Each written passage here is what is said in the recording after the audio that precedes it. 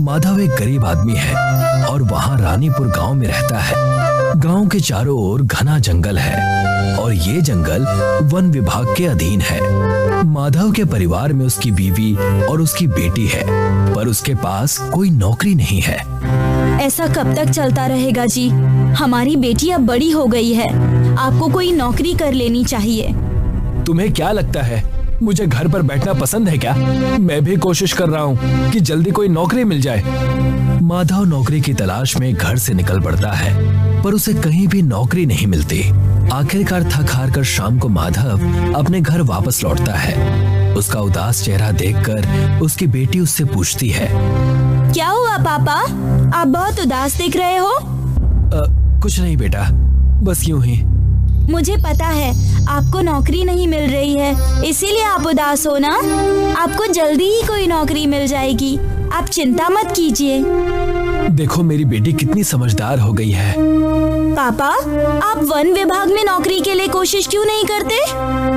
वहाँ तो पढ़े लिखे लोगों की जरूरत है और मैं तो ज्यादा पढ़ा लिखा हूँ नहीं, मुझे कौन काम देगा? पापा, आप लकड़ियों का काम अच्छे से जानते हैं, क्या पता उन लोगों को किसी ऐसे ही आदमी की जरूरत हो। ठीक है बेटा, मैं कल जाकर वन विभाग के लोगों से मिलता हूँ। मुझे नौकरी की जरूरत है, क्या मुझे यहाँ पर कुछ काम मिल सकता है? तुम्हें क्या काम आता है? मैं एक बढ़ई हूँ, लकड़ियों का सारा काम जानता हूँ। हम तो एक ऐसे ही आदमी को ढूंढ रहे थे, तुम आज से ही काम शुरू कर दो। नौकरी मिलने की बात सुनकर माधव खुश हो जाता है और काम करना शुरू कर देता है। माधव पेड़ों से निकाली हुई इमारती लकड़ियों में से मजबूत लकड़ियों को अलग और दीमक लगी हुई लकड़ियों को अलग करता है। साहब, ये जो लकड़ियां खराब हैं, इनका क्या करूं? वैसे तो ये किसी काम की नहीं है, फेंक दो इन्हें। माधव उन दीमक लगी हुई लकड़ियों को फेंक देता है। शाम का वक्त होता है और माधव घर आ जाता है। आज बहुत खुश नजर आ रहे हैं पापा, क्या बात है? बेटा, मुझे वन विभाग में नौकरी मिल गई है।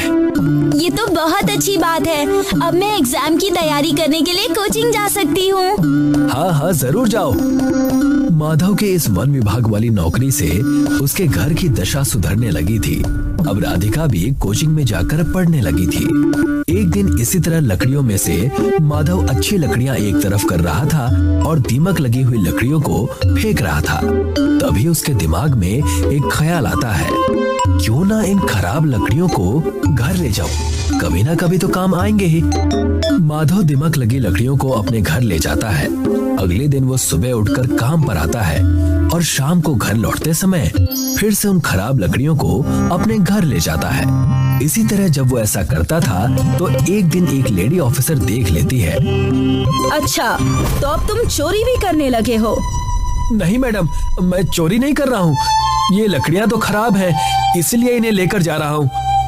अगर खराब है तो क्या इनका अचार डालोगे? झूठ मत बोलो, तुम जैसे चोरों को ये नौकरी नहीं देनी चाहिए थी। कल से नौकरी पर मत आना। माधव निराश होकर घर आ जाता है। नौकरी छिन जाने से वो बहुत परेशान होता है। तभी उसकी नजर अपनी लाई हुई लकड़ियों पर पड़ती है। क्यों न इन लकड़ियों से एक रिक्शा बना लूं? माधव सारी सड़ी हुई लकड़ियों से दीमक को हटाकर साफ करता है। वो दिन रात मेहनत करके इन लकड़ियों से एक रिक्शा तैयार कर लेता है और रिक्शा चलाने का काम शुरू कर देता है। भाई साहब, शहर छोड़ दोगे? हाँ, बैठ जाओ। माधव रिक्शा को हाथ से खींचकर ले जाता, जिससे सवारियों को कहीं भी पहुंचने में बहुत देर हो जाती। इसी देरी की वजह से अक्सर सवारियां माधव के रिक्शे में बैठने से मना कर देती थी। भाई साहब, शहर जाने में टाइम लगेगा? 4-5 घंटे लग जाएंगे। भाई साहब, मुझे शहर जाना है, विदेश नहीं जाना। रहने दीजिए, मैं दूसरा रिक्शा देख लूंगी। माधव ने लकड़ियों की मदद से रिक्शा तो बना लिया था, पर उसे उस रिक्शे को हाथ से खींचना पड़ता था। पापा, मेरे एग्जाम्स आने वाले हैं, मुझे शहर जाने के लिए कुछ पैसों की जरूरत है। बेटा, मेरे पास तो पैसे नहीं हैं, पर मैं तुझे अपने रिक्शे में तेरे एग्जाम सेंटर तक छोड़ दूंगा। पर पापा, इसमें तो बहुत टाइम लग जाएगा और मैं एग्जाम के समय तक नहीं पहुंच पाऊंगी। ठीक है बेटा, मैं कुछ इंतजाम करता हूँ। माधव सोचने लगता है कि किस तरह से राधिका को एग्जाम देने के लिए शहर भेजा जाए। वो सोच ही रहा था कि तभी उसकी नजर जंगल में पेड़ के नीचे पड़ी एक टूटी फूटी गाड़ी पर पड़ती है। माधव उस गाड़ी के पास जाता है। गाड़ी तो कबाड़ बन चुकी है, पर इसका इंजन मेरे काम आ सकता है। राघव उस गाड़ी से इंजन निकालता है और अपनी हाथ गाड़ी पर लगा देता है। चलो, अब हाथ से खींचने की टेंशन तो दूर हो गई, पर इसका मॉडल बदलना पड़ेगा, तब मजा आएगा। राघव अपने पास बची कुछ लकड़ियों से हाथ गाड़ी का मॉडल बदल देता है। वो उस पर छत लगा देता है और उसको एक रिक्शे में बदल देता है। राधिका अपने पापा के रिक्शे में बैठती है।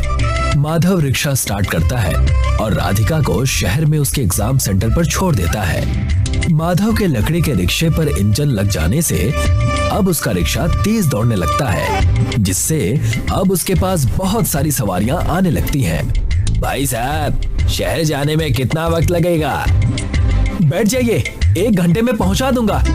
इसी तरह से सभी लोग दूसरे रिक्शे को छोड़कर माधव के रिक्शे पर बैठने लगते हैं। ये देखकर एक रिक्शे वाला माधव से जलता है और पुलिस के पास उसकी झूठी कंप्लेन करता है। साहब, इसने किसी की गाड़ी से इंजन चुराकर अपने रिक्शे पर लगाया है, ये चोर है। अच्छा, तो अब तुम लोग गाड़ियों के इंजन भी चुराने लगे हो? नहीं साहब, मैंने चोरी नहीं की, ये इंजन तो मुझे जंगल में पड़ा हुआ मिला। अच्छा, तो अब इंजन जंगल में भी मिलने लगे हैं। सीधी तरह से गाड़ी का इंजन वापस करो, नहीं तो जेल में चक्की पीसनी पड़ेगी। पुलिस वाला माधव के रिक्शे से इंजन निकाल लेता है। राधिका के एग्जाम का रिजल्ट आ जाता है, जिसमें उसकी मेहनत रंग लाती है। राधिका को एक जॉब मिल गई है। अब राधिका नौकरी करने लगती है और देखते ही देखते 1 महीना बीत जाता है और उसे उसकी पहली तनख्वाह मिलती है। तनख्वाह वाले दिन राधिका देर से घर लौटती है। पापा, आंखें बंद कीजिए, आपके लिए एक सरप्राइज है। अच्छा, ये लो, कर लिया आंखें बंद। बताओ क्या है? राधिका माधव के सामने एक इंजन रख देती है। अब आंखें खोल दीजिए। नया इंजन देखकर माधव बहुत खुश हो जाता है। पापा, ये स्पोर्ट्स कार का इंजन है, इसे लगाकर आपकी रिक्शा सभी गाड़ियों से तेज दौड़ेगी। माधव स्पोर्ट्स कार के इंजन को अपने रिक्शे में फिट कर लेता है और सवारी के लिए इंतजार करता है। भाई साहब, मुझे शहर जाना है, कितना वक्त लगेगा? बैठ जाइए, आधे घंटे में पहुंचा दूंगा। वहाँ पहुँचने में तो 2 घंटे लगते हैं। ये मेरा लकड़ी का रिक्शा जरूर है, पर ये स्पोर्ट्स कार की तरह तेज दौड़ सकती है। आप बैठ जाइए। वो महिला माधव के रिक्शे में बैठ जाती है और माधव उसको आधे घंटे के अंदर ही शहर पहुंचा देता है, जिससे खुश होकर वो महिला माधव को डबल किराया देती है। इसी तरह से अब माधव लोगों को तेजी से गांव से शहर पहुंचाता है। जल्दी पहुंचने और समय बचाने के लिए सभी लोग अब माधव के रिक्शे का इस्तेमाल करते हैं और माधव पूरे इलाके में लकड़ी की फरारी रिक्शे वाले के नाम से फेमस हो जाता है।